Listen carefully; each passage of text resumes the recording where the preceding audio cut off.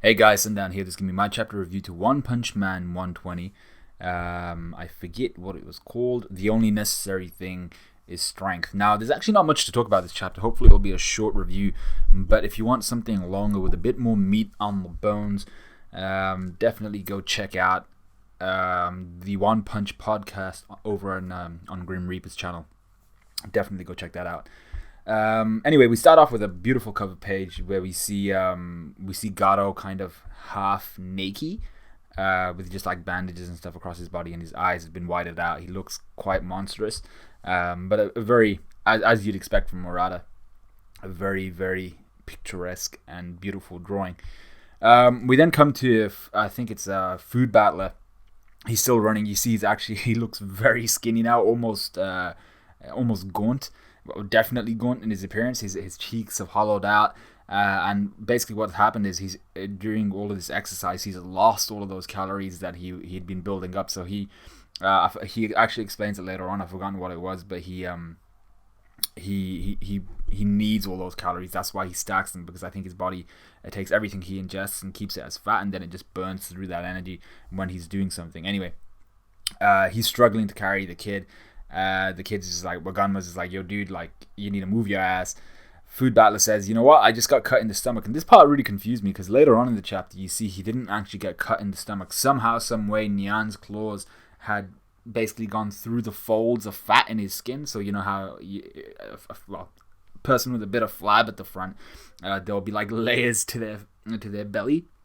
And this went in between the layers. His claws went in between the layers of Food Battler. So he actually has no cut. So I'm not sure why he's struggling here, other than the fact that he's actually weak and he can't carry Moganma. But it could very well just be that psychologically he just thought he'd been injured. He didn't want to look down for fear of seeing all that blood and seeing his insides popping out, something like that. But a bit of an unusual one here. Anyway, Genos then pops up with everyone, all the fallen heroes tied to his back. He grabs Food Battler. Sekingar with his one arm grabs Waganma, and he's just there shouting, whatever you do, don't let go. Now, Sekingar, this chapter, I've always been suspicious of Sekingar. Like, he's that guy with the one eye. I can't trust this guy. He's a little bit cray, and I've always felt that, you know, I've always had that suspicion. Kishin knows, and everybody in the One Punch podcast knows, you know, I don't trust the guy with the one eye. And Sekingar, this chapter was actually quite cool. He reminded me a little bit of Ash from Evil Dead. You know, he loses his arm. He's there battling, and he's basically like, he's just such a badass. He's not complaining about his arm. He's there holding Waganma. He ties up and like tourniquets his arm with his tie later on, and he's just injecting it with, I assume, some sort of antibiotics or something to painkillers to begin with, but also something to prevent infection. But he's just such a badass. The dude's just lost his arm, and he's still going at it. He's still trying to help out, even though he's not a hero. Anyway, Genos puts these guys on his back. He's pacing it towards this military base. Food Battler almost gets smushed against this kind of like train. I've forgotten what Kishin called it, but some sort of train gate, essentially. But it's like the gate where cars will come to, and then they'll be barricaded before a train goes by. Anyway, he almost dies. Sekingar saves him as well, using his left arm. He only has his left freaking arm, and he's there saving Mandem like it's nothing. But what we see here is that the reason why Genos is running at full speed and why Sekingar is sweating it out is because they're being chased by these two demon dogs, is the only way I can explain it. And those dogs are sentient. They're saying, you killed two of our friends. Where do you think you're going? Both of your hands are full. Genos shows that it's actually no concern that both of his hands are full. However, one thing I want to mention, the two dogs, when they open their mouths and they're going after Sekingar and Moganma, that's nightmare material, man. That's some Resident Evil level shit. When the dogs open their mouths, they got like layers and freaking rows of teeth like a shark, and they have that kind of snake-like bottom jaw where it just opens up and it's loosely hanging. You're just like, the frick is this shit? It's quite like, when you think about it for a hot second, that's nightmare material. Anyway, Geno shows here that he does not actually need either of his hands or to be able to beat the shit out of these dogs. You see these what would you call them? These exhausts opened up on like four different locations of both of his arms, and they fire out these homing, I don't know what they are, energy beams, missiles, which absolutely annihilate and pulverize the two dogs. the two dog-like things, literally reducing them to ash. They've been incinerated, which is something that Genos is quite familiar with. Genos then has two exhaust fumes opened up on his on the tops of his shoulders. Literally quite like just actually it's not even below his trap, it's just literally right on top of his delt, and he shoots towards this gate, which opens the gate, allowing him to enter this military base, which apparently has been in Z City. And I thought here we see Genos kind of with a rope around him, which is what he used to tie all of these heroes to these fallen heroes to his back. And I thought this was something that he'd been upgraded. He'd been upgraded with by Dr. Kuseno. If you ever need to carry a large volume of people, like the Elder Centipede incident, where Bang and Bomb had to carry everyone as well, this would help you out. But it turns out it's I think it might have been one of the other heroes. They had a rope or something like that, and Genos just used that. Anyway, we see here that there are these fortified vehicles and stuff like that ready to take possibly Waganma back, and that's one of the vehicles that Genos is just kind of sat on top of, just looking around, scanning for enemies, and everybody else is being treated and receiving emergency medical treatment and attention. This is where I'm talking about Sekingar. He's there on the phone to Sitch. He's tourniqueted his arm at the shoulder. He's bandaged it up. He's there injecting himself with painkillers by the looks of things. He's panting hard, but he's there still all business, which is what I love about Sekingar of this chapter. If he turns out to be evil after this, that's just unfair, dude, because I've always had my suspicions about Sekingar with his one eye and everything, but he just gave me that Evil Dead vibe, that Ash vibe this chapter, and I was like, this guy is pretty badass. Anyway, he relays to Sitch that they've already rescued Waganma. The convoy will escort him back to headquarters next. He's asking if there's a medical team on standby because all the heroes have had their asses kicked, but they've only been saved by a demon cyborg who they actually excluded from the mission. Sekingar then throws what's his face, Genos, his phone, and he's like, Sitch wants a word with you. Sitch is very apologetic. He's just like, regardless of what happened, you've been a tremendous help. You have my gratitude. Thank you. Sorry for excluding from the battle. All that shit. And this is all stuff that Genos is just like, you know what? This is a waste of time. I don't really give a shit. Do you have anything important you want to tell me?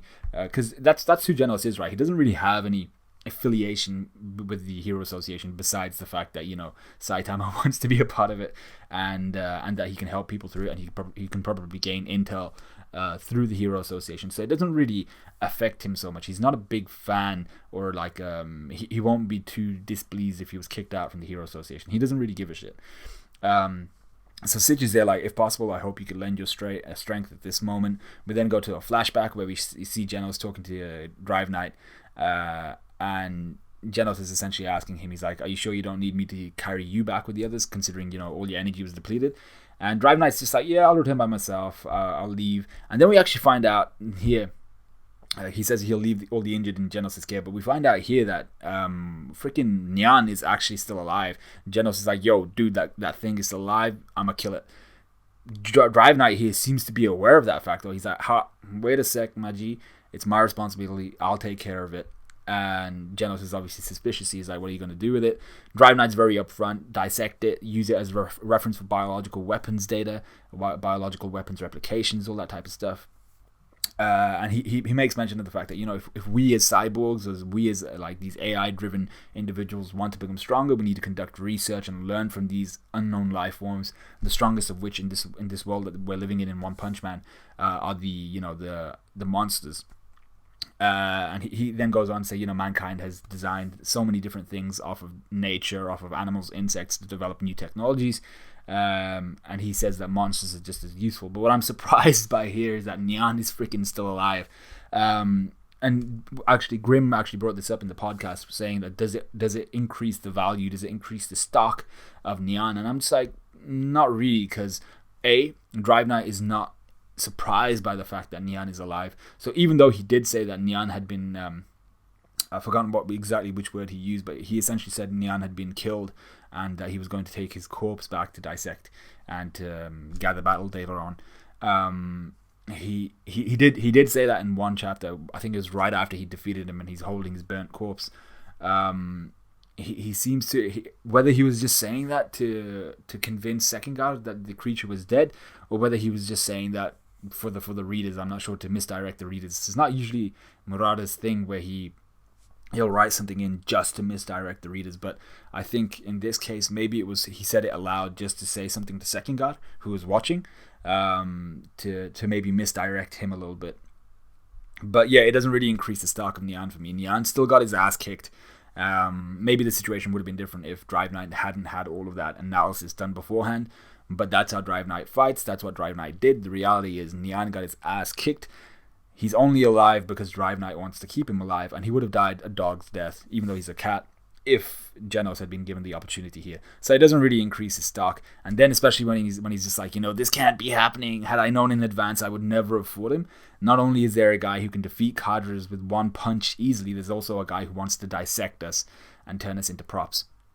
So obviously the latter is talking about Drive Knight, and the former is talking about freaking Saitama. So Genos realizes here that Saitama is actually a part of the battle, even though nobody seems to know, and this has shocked him. So Genos here is just like, you know what, Sitch, I don't give a shit. I'm going to go back to the scene, even if that's not what you were going to ask me to do.